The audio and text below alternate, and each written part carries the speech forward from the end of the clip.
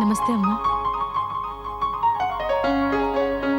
Kusum, what a surprise. आओ बेटी, आओ। मोहिनी, हम तो कार्टून लग रहे हैं। कुसुम, सुनो, तुम जरा ढंग का कुर्ता पहन कर आओ। कुसुम भाभी, आप बैठिए ना, हम अभी आए। और प्लीज बता कर आया करें, हम लोगों का इम्प्रेशन खराब होता है। खुलेपन से जीने का मजा हर किसी को नहीं मिलता, और आप लोगों की तौर तरीके तो मुझे बहुत पसंद है। Thank God. आप प्लीज बैठिए ना, हम अभी आते हैं। मोहिनी, देखा जी, तुम तो बेकार में घबरा जाती हो। कभी कुर्ता बदलो, पैजामा बदलो। क्यों बेटी, मैं ठीक लग रहा हूँ ना?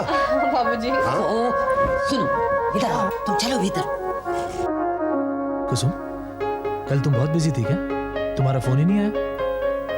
सूरज, मैं तुमसे कुछ कहना चाहती हूँ। हाँ, क्या कहना चाहती हो? यही कि बाबूजी पर जो हमला हुआ वो। कुसुम, गलती से भी ये बात सूरज के घर वालों को मत बताना। जिस घर में तुम बहू बनकर जाना चाहती हो, उसी घर के लोग शायद ये बात जानकर तुम्हारी और सूरज की शादी के खिलाफ भी हो सकते हैं। क्या हुआ कुसुम? इस बात पे अब पर्दा पड़ चुका है, पर्दा पड़ चुका है, पर्दा पड़ चुका है। कुसुम, मेरी कुछ समझ में नहीं आ रहा है। सूरज, मैं तुम्हें खोना नहीं चाहती। मैं तुम्हें फिर बताऊंगी। हाँ। अरे कुसुम, क्या बताओगी बाद में तुम? कुसुम, क्या बताओगी? Please, I'll speak to you later, okay? Please. Kusum. Shashi, बेटा जरा ये तस्वीरें तो देख लेना। ये देख। माँ प्लीज, अब बस भी करो।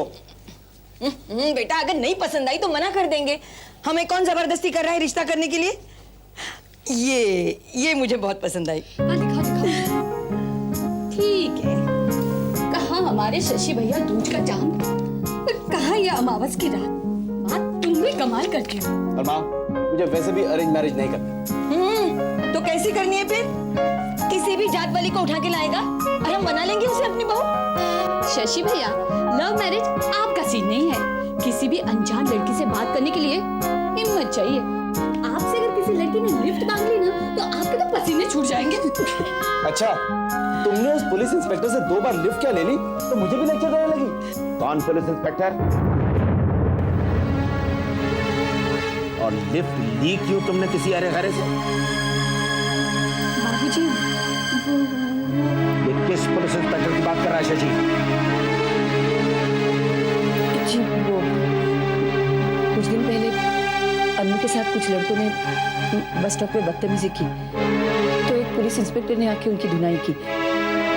बाद में उसी ने अनु को कॉलेज भी छोड़ दिया। उस पुलिस इंस्पेक्टर ने अपनी ड्यूटी निभाई थी बाबूजी। ड्यूटी की बच्ची, ऊट पटांग कपड़े पहने की तो पतंगों को तो मौका मिलेगा ही ना। चल भीतर जा, जा, जा। इसीलिए कह रहा था कि शादी की बात चलाओ अनु की। एक बार शादी ब्याह हो जाए तो जो मर्जी पहन कर घूमे हमारी बला।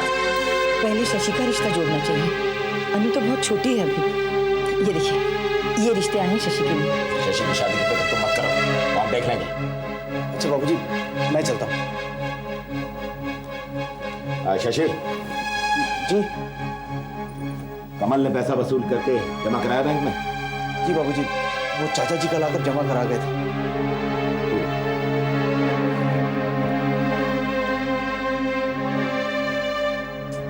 नाश्ता लगाओ, मुझे निकलना है। जी सुनिए, आपकी नजर में कोई लड़की है क्या शशि के लिए? अगर है तो इन्हें मना कर दीजिए। हाँ कर दो, शशि के लिए मैंने लड़की तय कर ली है। आ जाओ। निर्मल बाबू, ये है बंसी की विधवा चाचा। नमस्ते साहब। तो वो उसकी भी दे। नमस्ते।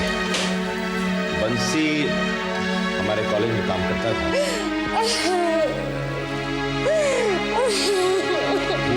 धीरे धीरे कॉलेज में तुम काम पर लगा दो। आपका बड़ा एहसान होगा साहब। मेरी बेटी जी की नैया भी तर जाएगी साहब। वो तो तर जाएगी, लेकिन बदले में तुम्हें भी एक काम करना पड़ेगा। कैसा कैसा काम साहब? वही बताने के देखो, तुम्हें काम दिलवाना कॉलेज का फर्ज है, वो फर्ज कॉलेज निभाएगा, लेकिन तुम्हें भी तो अपना फर्ज निभाना चाहिए। कैसा फर्ज? जिस कारण से तुम्हारे पति की मौत हुई, उसी कारण के खिलाफ आवाज उठाना तुम्हारा फर्ज है। बंसी की मौत तो उस मनहूस फैक्ट्री की जहरीली गैस से हुई साहब। अरे तो उसी फैक्ट्री के खिलाफ तो आवाज उठाने को कह रहे हैं ना निर्मल बाबू। मगर साहब, हम गरीबों की आवाज कौन सुनेगा? सब सुनेंगे, सब सुनेंगे।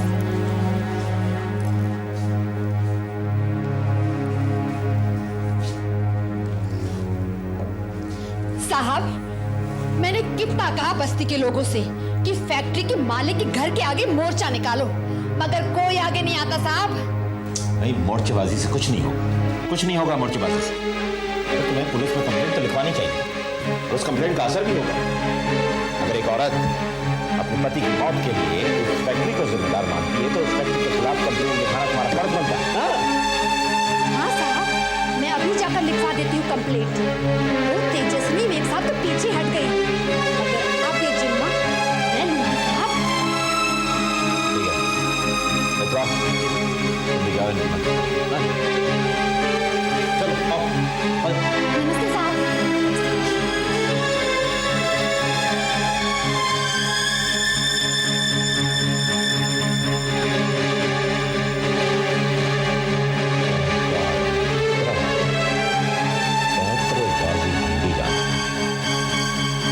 फैक्ट्री तो तुम्हारी बंद हो रहेगी।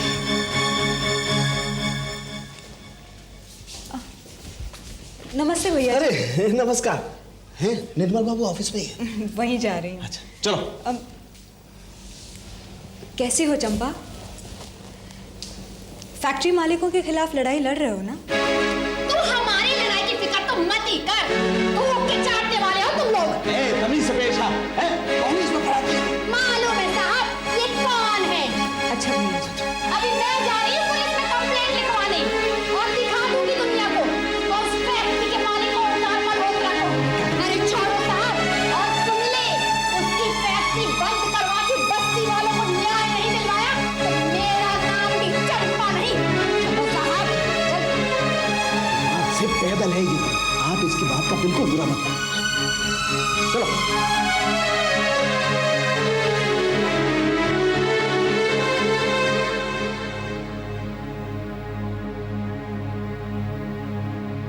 May I come in, sir? Tejaswini, आओ।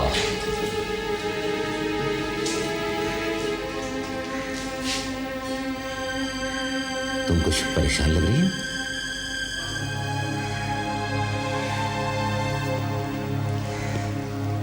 मैं अपनी हार से परेशान हूँ निर्मल बाबू। आपके विचारों का जादू भी नहीं चल पाया मुझ पर।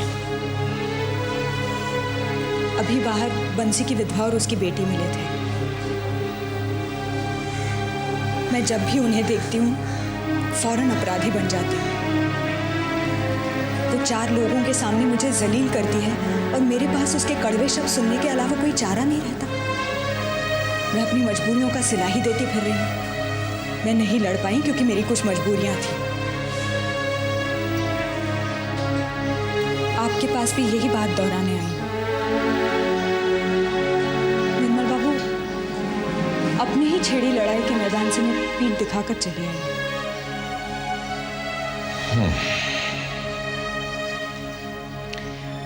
तेजस्विनी, मैं तुम्हारे भीतर की पीड़ा को समझ सकता हूं। इंसान गुण और दोष का एक पुतला ही तो है। गुण निखर आए तो सम्मान मिलता है, दोष हावी हो जाए तो अपमान मिलता है। वैसे तुम्हें अब इस बारे में और अधिक नहीं सोचना चाहिए। तुम मन लगाकर अपने कॉलेज के काम पर ध्यान दो। ठीक है निर्मल बाबू, अब मैं चलूँ।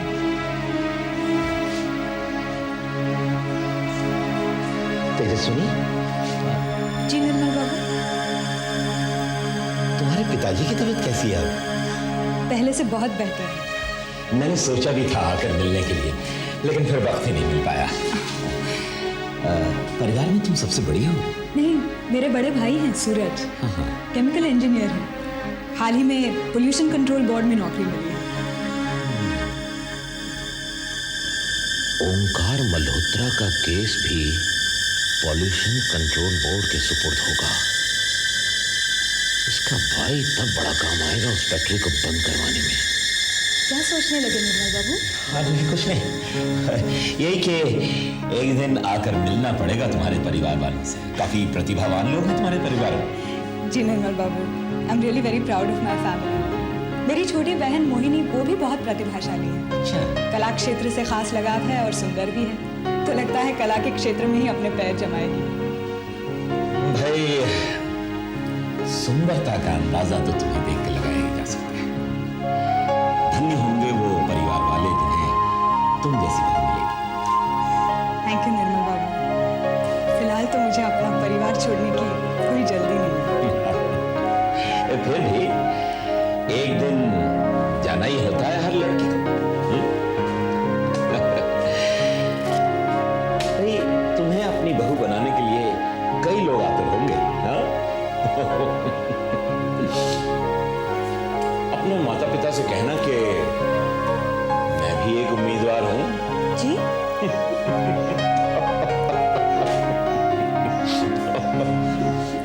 भाई, जिस तरह हमारे बेटे को अपनी पत्नी चुनने का अधिकार है, उसी तरह हमें भी अपनी बहू चुनने का अधिकार मिलना चाहिए।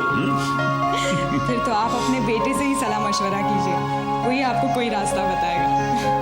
मैं चलती हूँ निर्मल बाबू, नमस्कार। आओ भाई काले। कॉल कितने बजे आया? शाम 6 बजे। अच्छा, उस वक्त आपकी बेटी घर पे थी? हाँ जी, मौजूद थी घर पे। प्रधान साहब नहीं आया क्या? उनका तबादला हो गया। अच्छा, उनकी जगह आप आए हैं। इनकी कंप्लेंट लिख लो। आप इंस्पेक्टर काले के पास जाइए। अरे बस इसीलिए तो मैं प्रधान साहब को पूछ रहा था। अब उनका तो हो गया तबादला, आप आ गए उनकी जगह नए, तो आप हमें कानून सिखाएंगे, पढ़ाएंगे। देखो बबुआ, कंप्लेंट कोई छोटी मोटी थोड़ी है, बहुत बड़ी कंप्लेंट है। देखिए, अभी मैं इनसे बात कर रहा हूँ। अरे तो इनसे बाद में बात कर लेना, पहले इनकी कंप्लेंट लिख लो। आपने सुना नहीं मैंने क्या कहा? क्या था? आप बाहर जाके बैठिए। देखो बबुआ, अब तुम हमें ज्यादा समझाने की कोशिश मत करो। तुम नए आए हो इसलिए बता रहे हैं तुम्हें। कमिश्नर तक पहुंच है हमारे अकाउंट, तो फिर कमिश्नर के पास जाके अपनी कंप्लेंट लिखवाइए। इतनी गर्मी मत दिखाओ। जब इनसे बात हो जाए तो इनकी कंप्लेंट लिख लेना, समझे? Please don't teach me how to do my job. बाहर जाके बैठ जाओ। दौड़े। बाहर ले जाके बिठाओ।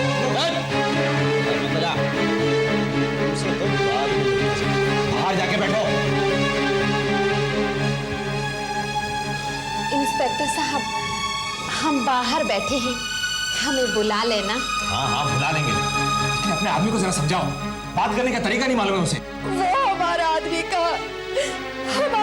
तो मर गया है फैक्ट्री की जहरीली गैस से। उसी के लिए तो कंप्लेंट लिखवाने आए हैं। उस फैक्ट्री के मालिक ओंकार मल्होत्रा को नरक में भी जगह न मिलेगी।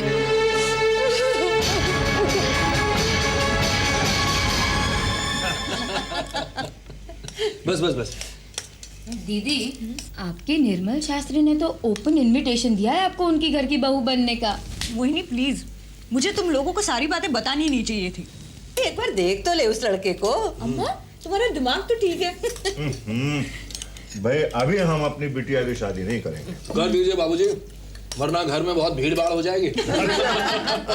भैया, 1 वे ट्रैफिक में तो भीड़ होएगी, इसलिए 2 वे ट्रैफिक कर देना चाहिए। कुसुम भाभी इस घर आएंगी और दीदी उस घर जाएंगी। मोहिनी, अच्छा बाबा, उस घर नहीं तो अपने घर से ही, जो कहीं भी हो सकता है। भाई कुसुम तो मुझे बहुत ही अच्छी लगी। अब ये मरिया भी एक एक करके चली जाएंगी, बस बदले में बहू अच्छी मिल रही है, ये सोचकर जी हल्का हो जाता है। भाई, जी तो तुम्हारा हल्का होता होगा, लेकिन इनकी शादी के बारे में सोचकर हमारा तो जी भारी हो जाता है। अब कुसुम इस घर में आएंगी तो हमारी 3 बेटियां हो जाएंगी। क्यों भाई? डोंट वरी बाबूजी, हम लोग इतनी जल्दी आपका पीछा नहीं छोड़ने वाले।